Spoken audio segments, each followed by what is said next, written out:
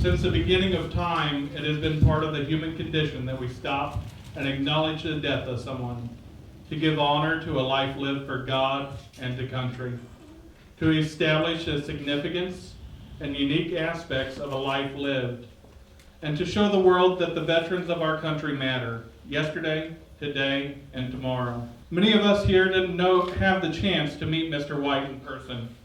Sadly, it was only in his death that we learned of his story. This is Petty Officer 2nd Class Jackson, and she's actually the Navy recruiter in Oklahoma City, where we first spoke to about the funeral, and she's the one that actually shared it on Facebook and has generated all of the buzz. It's all because of her right here. It meant a lot seeing how the military community, the veteran community, the Oklahoma community came together to give this man the, going home send-off that he deserved.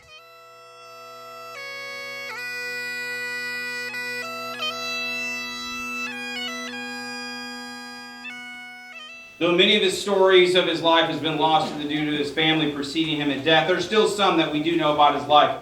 We see in 1941 he makes that decision to marry the love of his life, Evelyn, making a commitment to her as his wife. 4 years later, he leaves his wife behind, joins the United States Navy.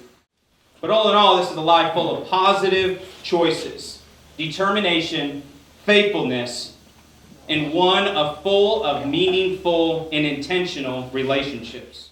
No veteran should have no one show up for his funeral. This is like my first experience with,